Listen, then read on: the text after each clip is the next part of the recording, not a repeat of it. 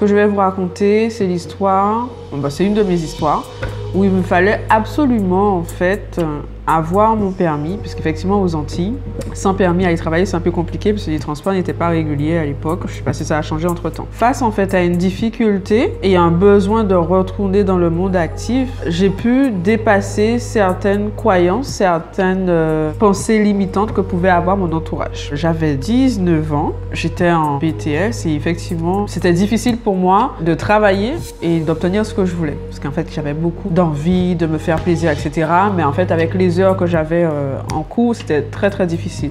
Donc j'avais décidé à l'époque d'arrêter les cours. J'ai posé en fait mes actions et j'ai compris que c'était important que je puisse aller travailler. En allant poser mes candidatures, j'habitais Basse-Terre et c'était sur Jarry, donc il y a bien 1 heure de route. Si c'était en bus, voilà, c'était très difficile de pouvoir atteindre Jarry pour pouvoir faire les choses si je voulais les faire. Je me suis renseignée, j'étais dans une auto-école et dans l'auto-école, on me dit, bon, Johanna, pour pouvoir avoir ton permis, il doit te falloir minimum tant de temps avec tel budget. Donc il me fallait bien 3-4 mois pour faire le code et la conduite. Minimum, elle disait, à peu près 1 200 € pour les faire. Je n'avais pas de salaire, pas de bourse, je crois, à l'époque. J'avais pas grand-chose. J'avais des petits jobs où j'étais payé 100 € la semaine. Donc, c'était très compliqué. Je suis rentrée dans un magasin parce que j'avais besoin d'un ordinateur pour pouvoir réviser. Je me suis dit, je vais faire en sorte d'avoir mon code en 2 semaines. Et je me suis dit, pour pouvoir le faire, ça va être important de travailler régulièrement. Donc, j'arrive dans le magasin et le mec me dit, mais voilà, pour avoir un ordinateur, ça fait 400. Oh, ok, 1 mois de salaire et tout.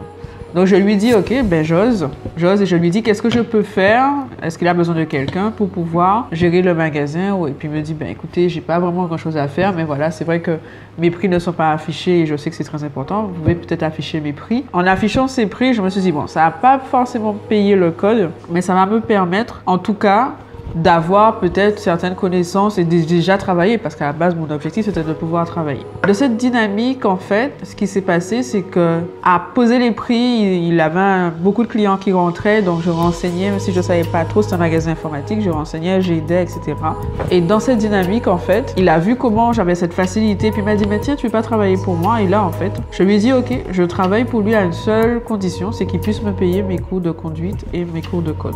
Ce qu'il a fait, il a posé les sous, j'étais au code et 2 semaines après, en fait, je passais à l'examen et j'ai eu mon code. Ce qui est marrant, c'est que quand j'ai passé l'examen du code, les filles qui étaient là me disaient, ah, ça fait combien de fois que tu le passes? Je dis, c'est la première fois. Elle me dit, ah, mais tu ne l'auras pas, on donne à personne le code la première fois. Et elle, ça faisait peut-être 2 ou 3 fois qu'elle le passait et quand ils ont annoncé les résultats, j'ai eu mon code. On était un groupe de 10 filles qui se connaissaient. J'ai eu mon code et en fait, on était 3 sur les 10 qui avaient eu. Les 2 autres qui avaient eu, c'était la 5e fois qu'elle passait. Et elle me dit, ah, c'est de la chance et tout.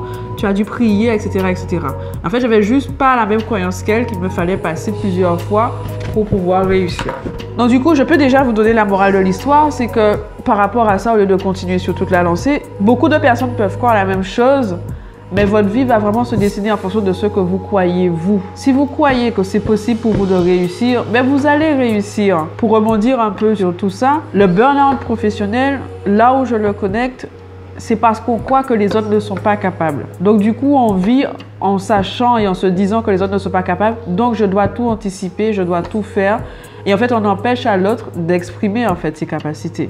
Quand vous êtes persuadé d'une chose, regardez autour de vous si c'est vrai pour tout le monde. Et si c'est vrai pour les 10 personnes que vous avez rencontrées, allez regarder si dans d'autres pays, c'est toujours vrai pour ces mêmes personnes. Si on regarde un peu aujourd'hui, on a beaucoup de croyances autour, par exemple, du mariage.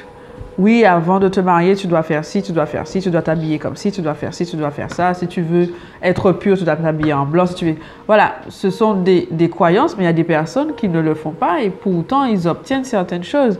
Donc, regarde qu'est-ce que tu crois et regarde qu'est-ce que ça t'apporte aujourd'hui dans ta vie. Changez vos croyances, vous changerez votre réalité.